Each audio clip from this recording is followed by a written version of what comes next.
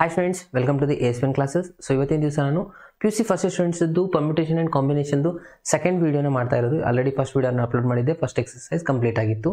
So ಇವತ್ತಿನ ದಿವಸ ಈ ಒಂದು ಚಾಪ್ಟರ್ನ ಕಂಟಿನ್ಯೂ ಮಾಡ್ತಾ ಇದ್ದೀನಿ ಫ್ರೆಂಡ್ಸ್. ಸೊ ಇದರಲ್ಲಿ ನಾವು ಫಸ್ಟ್ ಎಕ್ಸರ್ಸೈಸಲ್ಲಿ ಫಂಡಮೆಂಟಲ್ ಪ್ರಿನ್ಸಿಪಲ್ ಆಫ್ ಕೌಂಟಿಂಗ್ನ ಡಿಸ್ಕಷನ್ ಮಾಡಿದ್ವಿ.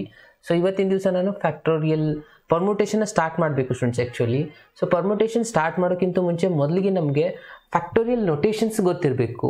ಓಕೆ, ಸೊ ಅದು ಗೊತ್ತಿದ್ರೆ ನಮಗೆ ಪರ್ಮ್ಯುಟೇಷನ್ ಫಾರ್ಮುಲಾ ಆಗಿರ್ಬೋದು, ಅದ್ರ ಮೇಲೆ ಬರುವಂಥ ಎಕ್ಸಾಂಪಲ್ಸ್ಗಳು ಈಸಿಯಾಗಿ ಗೊತ್ತಾಗುತ್ತೆ. ಸೊ ಅದ್ರ ಸಲುವಾಗಿ ಮೊದಲಿಗೆ ಈ ಒಂದು ಕಾನ್ಸೆಪ್ಟ್ನ ಕ್ಲಿಯರ್ ಮಾಡ್ತೀನಿ. ನೋಡಿ, ಫ್ಯಾಕ್ಟೋರಿಯಲ್ ನೊಟೇಷನ್ ಅಂತಂದರೆ ಯಾವ ಥರ ಇರತ್ತಪ್ಪ ಅಂತಂದರೆ, ಇವಾಗ ನೋಡಿ ಫಾರ್ ಎಕ್ಸಾಂಪಲ್ ಇಲ್ಲಿ ನಾನು 5 ಫ್ಯಾಕ್ಟೋರಿಯಲ್ ಅಂತ ಬರದೆ ಅಂತ ಅಂದ್ಕೊಳ್ಳಿ.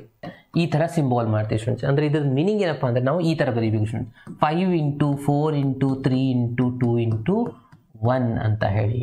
ಓಕೆ, ಇದನ್ನು ಪೂರ ಮಲ್ಟಿಪ್ಲೈ ಮಾಡಿ ಆನ್ಸರ್ನ ಬರೆಯೋದಾಗಿರುತ್ತೆ. ಓಕೆ, 120 ಆಗುತ್ತೆ ಇದನ್ನು ಮಲ್ಟಿಪ್ಲೈ ಮಾಡ್ತಾ ಹೋಗಿ.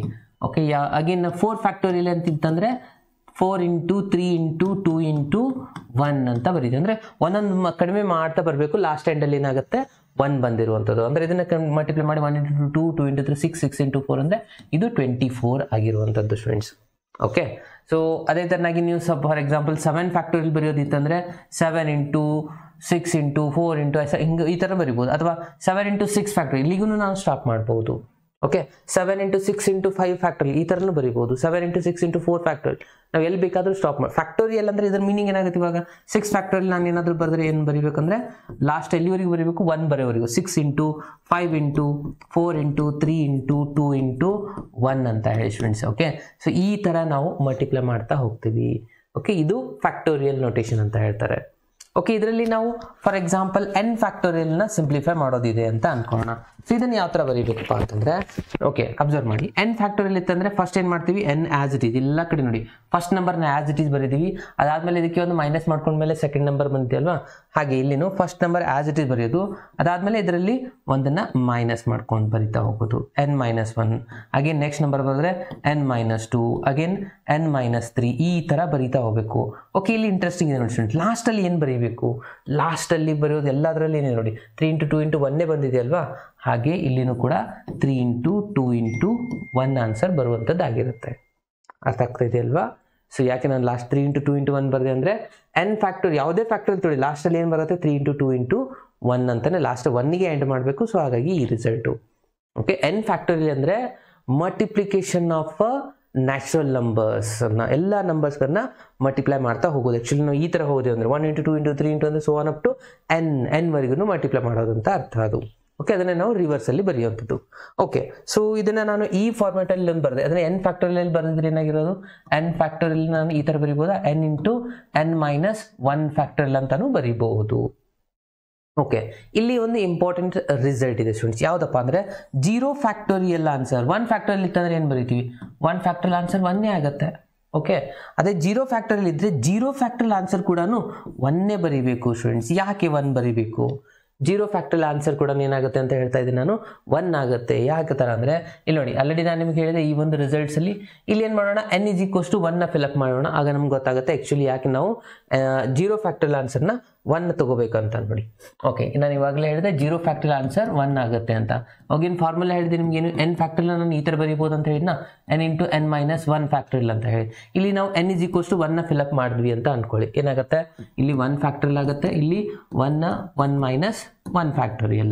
ಓಕೆ, 1 ಫ್ಯಾಕ್ಟೋರಿಯಲ್ ಆನ್ಸರ್ ಎಷ್ಟಾಗುತ್ತೆ ಅಂತ ಹೇಳಿದೆ ಇವಾಗಲೇ ನಾನು 1, ಇದು 1 ಅಂತಂದರೆ 1 ಆಗಿರುತ್ತೆ. 1 - 1 0 ಆಗುತ್ತಾ, ಅಗೇನ್ 0 ಫ್ಯಾಕ್ಟೋರಿಯಲ್ ಬಂತ.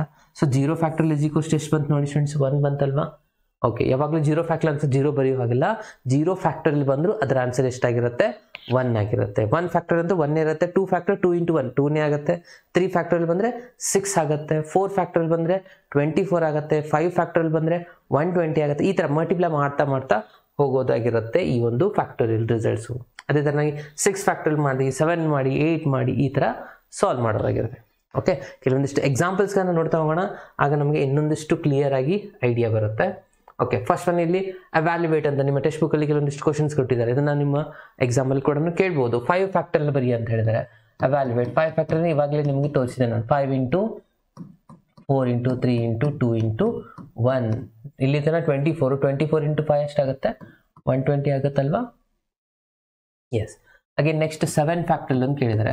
ಅಂದರೆ ಇದನ್ನು ಯಾವ ಥರ ಬರೆಯೋದು, 7 into 6 into 5 into 4 into 3 into 2 into 1 ಇದನ್ನು ಮಲ್ಟಿಪ್ಲೈ ಮಾಡಿ ಫ್ರೆಂಡ್ಸ್. ಇಲ್ಲಿವರೆಗೂ ಆಲ್ರೆಡಿ ಇಲ್ಲಿ ಮಾಡಿದ್ವಿ 120 ಇಂಟು 6 ಮಾಡ್ಕೊಳ್ಳಿ, 20 ಬಂದಿದೆ ಅಲ್ವಾ.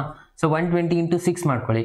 ಸೊ 120 ಇಂಟು 6 ಮಾಡಿದ್ರೆ 720 ಬರುತ್ತಲ್ವಾ, ಕರೆಕ್ಟಾ? ಓಕೆ, ಅಗೇನ್ 720 ಇಂಟು 7 ಮಾಡ್ಕೋಬೇಕು. ಇವಾಗ 720 ಇಂಟು 7 ಮಾಡಿದ್ರೆ 7 2 14, ಅಗೇನ್ 7 49, 49 ಅಂದರೆ 50, ಅಂದರೆ 5040 is the answer. Okay, so 5040 ಎದ್ರದ್ದು ರಿಸಲ್ಟ್ ಅಂದರೆ 7 ಫ್ಯಾಕ್ಟರಿಯಲ್ ಆನ್ಸರ್ ಆಗಿರುತ್ತೆ. ಓಕೆ, ಸೊ ಈ ಥರ ನಾವು ಸಿಂಪ್ಲಿಫೈ ಮಾಡ್ಬೋದು, ಕ್ಯಾಲ್ಕುಲೇಟರ್ ಯೂಸ್ ಮಾಡಿ ಕೂಡ ಸಾಲ್ವ್ ಮಾಡ್ಬೋದು ಫ್ರೆಂಡ್ಸ್. ಇವಾಗ ಕ್ವಶನಲ್ಲಿ ಏನು ಕೇಳ್ತಾರೆ ಅಂದರೆ ಥರ್ಡ್ ಒನ್ನಲ್ಲಿ ಇಂಟ್ರೆಸ್ಟಿಂಗ್ ಇದೆ ನೋಡಿ. ಏನು ಮಾಡ್ತಾರೆ ಅಂದರೆ 7 ಫ್ಯಾಕ್ಟರಿಯಲ್ ಮೈನಸ್ 5 ಫ್ಯಾಕ್ಟರಿಯಲ್ನ ಸಾಲ್ವ್ ಮಾಡಿ ಅಂತ ಕೇಳ್ತಾ ಇದ್ದಾರೆ. ಇದು ಭಾಳ ಸಿಂಪಲ್. 7 ಮೈನಸ್ 5 ಮಾಡಿ 2 ಫ್ಯಾಕ್ಟರಿಯಲ್ ಅಂತ ಯಾವುದೇ ಕಾರಣಕ್ಕೂ ಈ ಮಿಸ್ಟೇಕ್ ಮಾಡಬೇಡಿ. ಇದು ಆ ಥರ ಇರಲ್ಲ, ಯಾಕಂದರೆ 7 ಫ್ಯಾಕ್ಟರಿಯಲ್ ಆನ್ಸರ್ ಇವಾಗಲೇ ಸಾಲ್ವ್ ಮಾಡಿದ್ವಲ್ವಾ.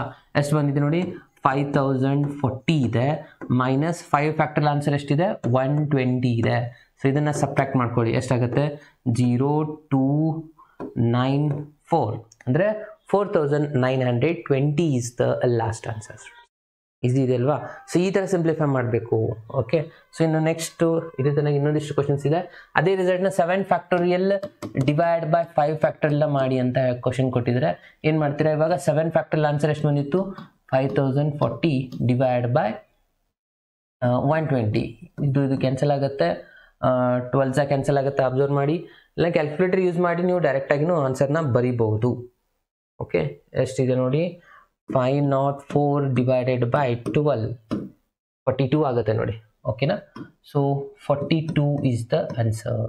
ನೆಕ್ಸ್ಟ್ ಒನ್ ಅದೇ ತರನಾಗಿ ಇನ್ನೊಂದು ಕ್ವಶನ್ ಇದೆ, ಇಲ್ಲಿ ಕೇರ್ಫುಲ್ ಆಗಿ ಅಬ್ಸರ್ವ್ ಮಾಡಬೇಕು. 12 factorial divide by 10 factorial into 2 factorial. ಇದು ಸೆಕೆಂಡ್ ಕ್ವಶನ್ ಆಗಿದೆ, ಸೆಕೆಂಡಲ್ಲಿ ಸಬ್ ಕ್ವಶನ್. ಸೊ ಇದನ್ನೇ ಯಾವ ಥರ ಸಾಲ್ವ್ ಮಾಡಬೇಕು ಇಲ್ಲಿ ಅಬ್ಸರ್ವ್ ಮಾಡಿ. ಇಲ್ಲಿ 12 ಫ್ಯಾಕ್ಟೋರಿಯಲ್ ಇದೆ, ಇಲ್ಲಿ 10 ಫ್ಯಾಕ್ಟೋರಿಯಲ್ ಇದೆ. ಸೊ 12ನ ನಾನು ಎಕ್ಸ್ಪಾಂಡ್ ಮಾಡ್ತಾ ಹೋಗ್ತೀನಿ. 12 ಅಗೇನ್ 11 ಅಗೇನ್ 10 ಫ್ಯಾಕ್ಟರಿ, ಇಲ್ಲಿಗೆ ಸ್ಟಾಪ್ ಮಾಡ್ತೀನಿ. ಯಾಕೆ ಅಂತ ನೆಕ್ಸ್ಟ್ ಗೊತ್ತಾಗುತ್ತೆ. ಕೆಳಗಡೆ ಏನಿದೆ 10 ಫ್ಯಾಕ್ಟರಿಯಲ್ ಇದೆ, 2 ಫ್ಯಾಕ್ಟರಿಯಲ್ ಆನ್ಸರ್ ಎಷ್ಟಾಗುತ್ತೆ, 2 ಇಂಟು 1 ಆಗುತ್ತೆ, ಬಿಟ್ಬಿಡಿ. ಇಲ್ಲಿಗೆ ಯಾಕೆ ನಾನು ಸ್ಟಾಪ್ ಮಾಡಿದೆ ಅಂದರೆ ಇದಕ್ಕೆ ಎಂಟೈರ್ ರಿಸಲ್ಟ್ಸ್ 10 ಫ್ಯಾಕ್ಟರಿ ಕ್ಯಾನ್ಸಲ್ ಮಾಡ್ಕೋಬೋದಲ್ವಾ, ಹೋಗ್ಬಿಟ್ಟು. ಸೊ ಉಳಿದಿರೋದು 2 ನಂಬರ್, 2 1 2 6 6 ಇಂಟು 11 ಎಷ್ಟಾಗುತ್ತೆ ಫ್ರೆಂಡ್ಸ್, 66 ಆಗುತ್ತೆ.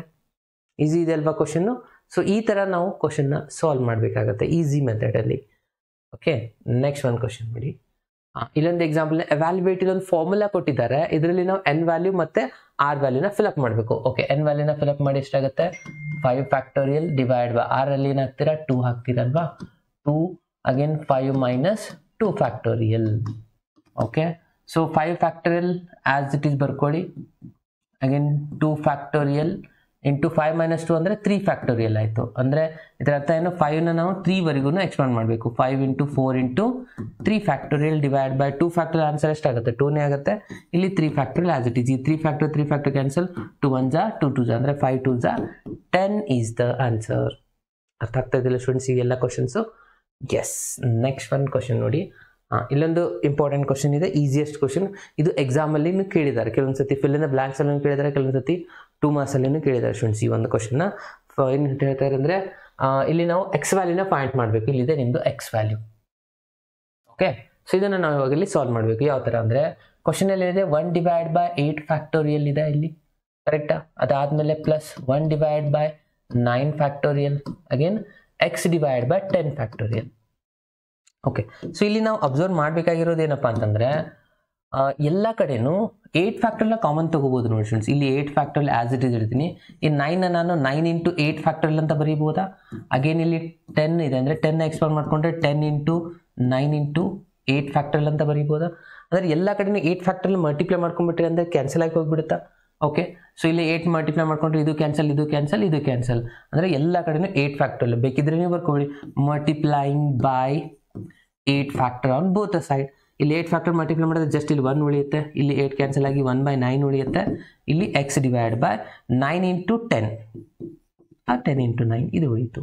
ಓಕೆ, ಇಲ್ಲಿ ಎಲ್ ಸಿ ಎಮ್ ತೊಗೊಳ್ಬೋದಾ. ಎಲ್ ಸಿ ಎಮ್ ತೊಗೊಂಡ್ರೆ ಎಷ್ಟಾಗುತ್ತೆ ನೋಡಿ, 9 ಇಲ್ಲಿ 9ನ ಪ್ಲಸ್ 1 ಅಂದರೆ 10 ಆಗುತ್ತೆ. Is equals to x divide by 10/9.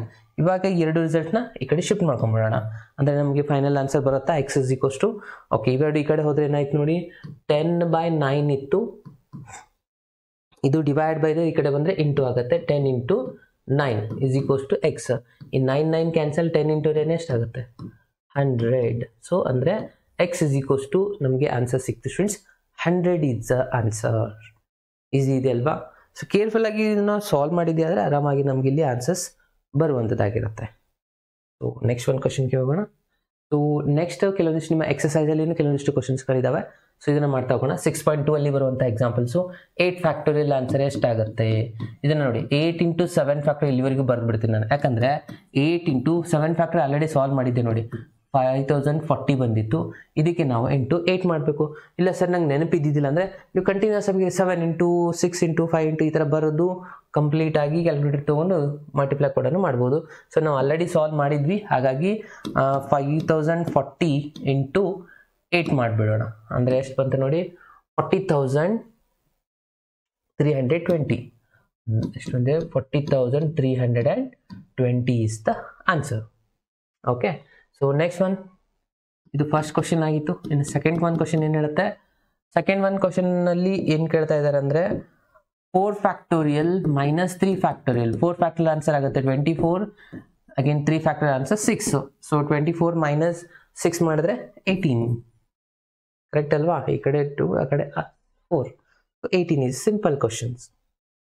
Next one, ಇಲ್ಲೊಂದು ಏನು ಹೇಳ್ತಾರೆ, 3 factorial plus 4 factorial is equals to 7 factorial. ಯಾವುದೇ ಕಾರಣಕ್ಕೂ ಇದು ಈಕ್ವಲ್ ಆಗಲ್ಲ, ಯಾಕಂದ್ರೆ 3 ಫ್ಯಾಕ್ಟೋರಿಯಲ್ ಆನ್ಸರ್ ಇದೆ 6, ಇದು 24, ಇವೆರಡು ಕೂಡಿಸಿದ್ರೆ ಎಷ್ಟಾಗುತ್ತೆ 30 ಆಗುತ್ತೆ. ಬಟ್ ಇಲ್ಲೇನಿದೆ ನೋಡಿ 5 ಫ್ಯಾಕ್ಟೋರಿಯಲ್ ಆನ್ಸರ್ 5040 ಇದೆ ಸ್ಟೂಡೆಂಟ್ಸ್. ಸೊ ಯಾವುದೇ ಕಾರಣಕ್ಕೂ ಇದು ಈಕ್ವಲ್ ಆಗಲಿಕ್ಕೆ ಸಾಧ್ಯ ಇಲ್ಲ, ಅಂದರೆ ಲಾಸ್ಟಲ್ಲಿ ಬರೀಬೋದು ಇದು ಫಾಲ್ಸ್ ಸ್ಟೇಟ್ಮೆಂಟ್ ಇದೆ ಅಂತ. ನೆಕ್ಸ್ಟ್ ಇಲ್ಲೊಂದಿದೆ ಥರ್ಡ್ ಒನ್ ಕ್ವಶನ್.